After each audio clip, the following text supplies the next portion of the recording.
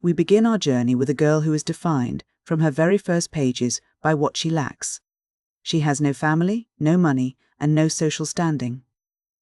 In the rigid hierarchy of Victorian England, Jane Eyre is a ghost in her own life, a marginalised orphan living under the roof of her cruel aunt Mrs. Reed at Gateshead. Jane is not a quiet child. She has a fierce, burning sense of justice that makes her a target for her bullying cousin John Reed. When she finally snaps and strikes back against his cruelty, the punishment is disproportionate and traumatic. She is locked in the Red Room, a cold, dark chamber where her late uncle used to sit. In her terror and isolation, Jane experiences a psychological breakdown, a moment where the trauma of being an outcast becomes a physical, shattering reality. This incident sets the tone for her entire life, a struggle to maintain her sense of self against a world that seeks to crush it. Because she is considered difficult, Jane is sent away to Lowood Institution, a charity school designed to educate the daughters of poor gentlemen. Lowood is a grim, austere place. It is defined by biting cold, meagre rations and the hypocritical discipline of the school's manager, Mr. Brocklehurst, who preaches the virtues of suffering and humility while his own family lives in luxury. But Lowood is also where Jane finds her first real connection. She meets Helen Burns, a girl who possesses a quiet, unshakable resilience. Helen teaches Jane a philosophy of spiritual endurance, suggesting that one can find peace by looking toward a higher, divine justice rather than fighting the injustices of the earth.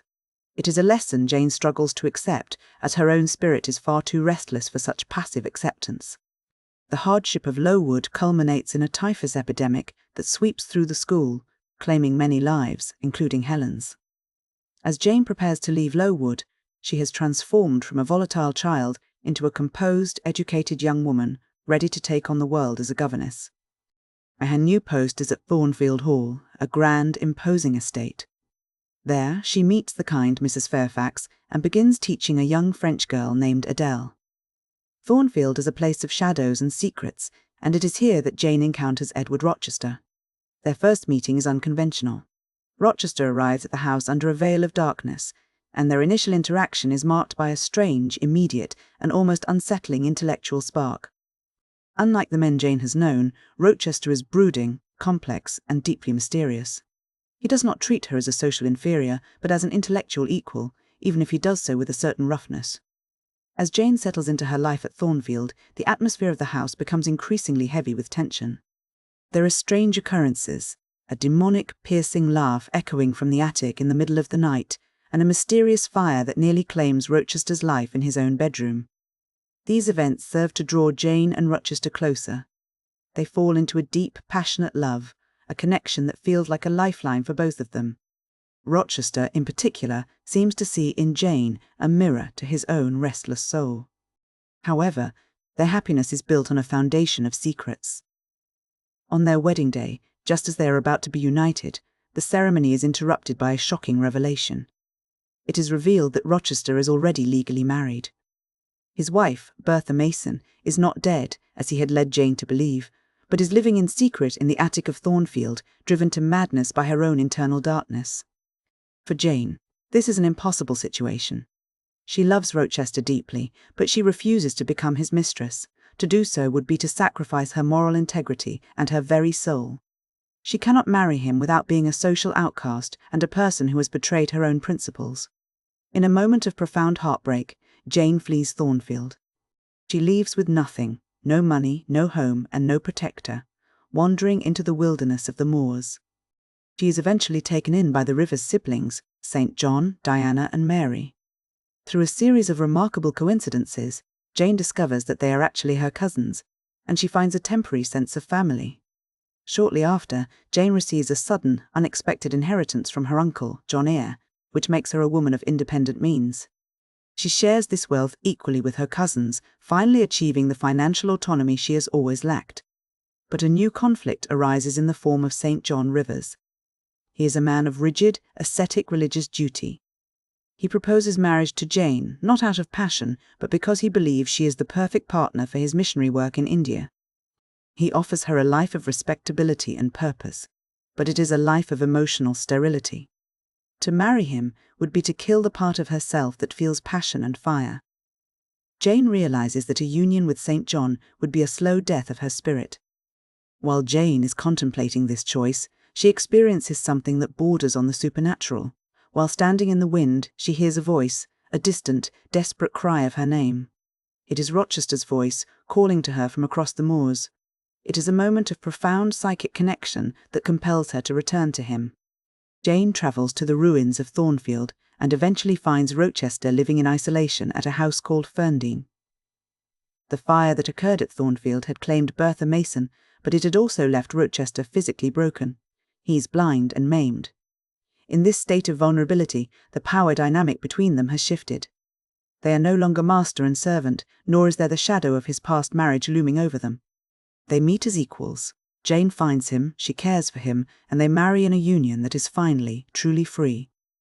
The story concludes with Jane describing a decade of a happy, stable marriage, having finally found a home that is both a physical place and a state of being. When we look back at Jane's journey, it is clear that this is much more than a simple romance. It is a profound study of the human psyche and the struggle for autonomy in a world designed to limit it. One of the most striking elements of the novel is the tension between passion and duty.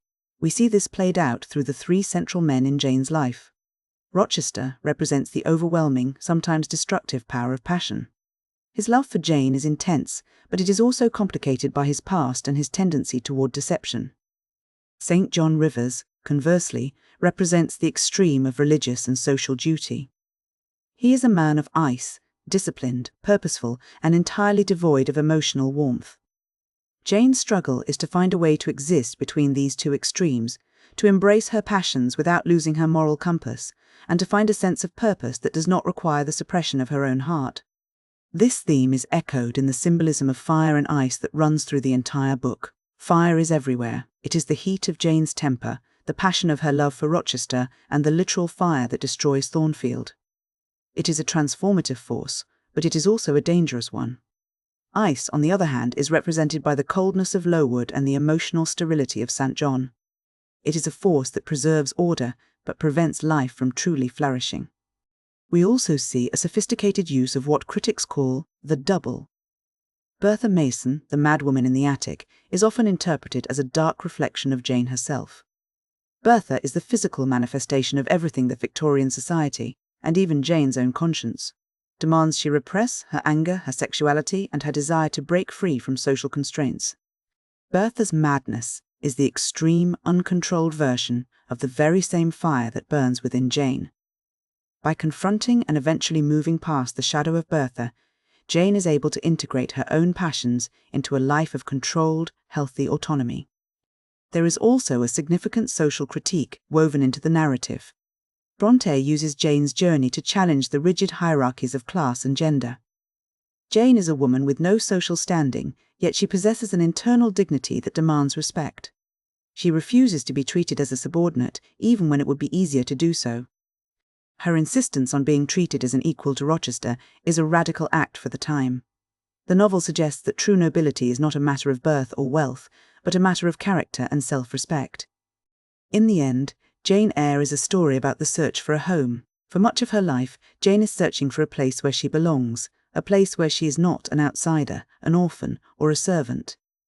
She seeks this belonging in family, in religion, and in love. But the true resolution of the book is that Jane finds her home within herself. She achieves a sense of self that is independent of others. When she finally marries Rochester, it is not as a rescued girl or a social subordinate, but as a woman who has survived her own trials and emerged with her integrity intact.